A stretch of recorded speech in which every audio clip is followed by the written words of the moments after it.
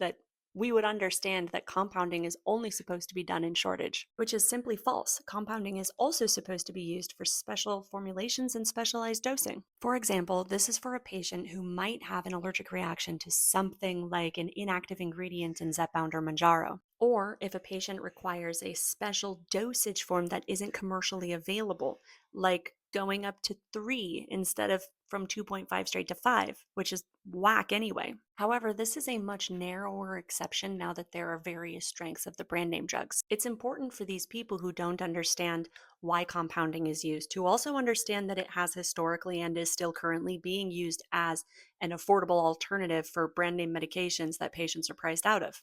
All of those things sound fantastic, but here's the catch. The key distinction for legal compounding is that it must be for an individual patient with specific justified needs outlined in their prescription.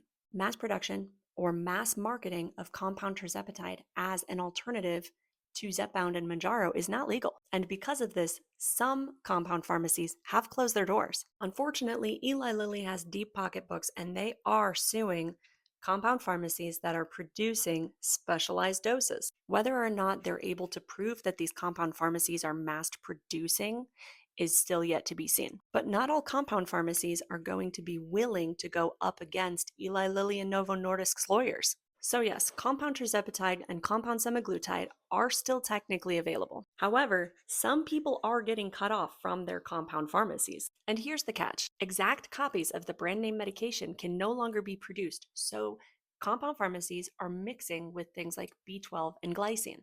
Unfortunately, there are no clinical trials and there is no scientific evidence to support the efficacy and safety of mixing tirzepatide with glycine or B12. Now, I know that B12 is generally safe and can have health benefits, but for some people, injecting B12 can actually be kind of risky. And when I say this, I mean that I know of 2 cases, specifically one that I interviewed myself, where their B12 was too high because they were injecting it, and one of them got really sick. When you inject B12, it goes directly into your bloodstream and bypasses your gut's absorption limitation. This can lead to significantly higher blood levels than if you were just taking an oral supplement. And trust me, it blew my mind when I heard these stories because I was like, but you just pee B12 out, right? Sure, but that doesn't mean you can't overdose on it. With all of this said, I think that it's very important for people to understand that I have no horse in this game. My literal life's mission is affordable access to GLP-1s for everyone who needs it. I do not support or condemn compound pharmacies who are mixing their medications in order to provide patients an affordable alternative.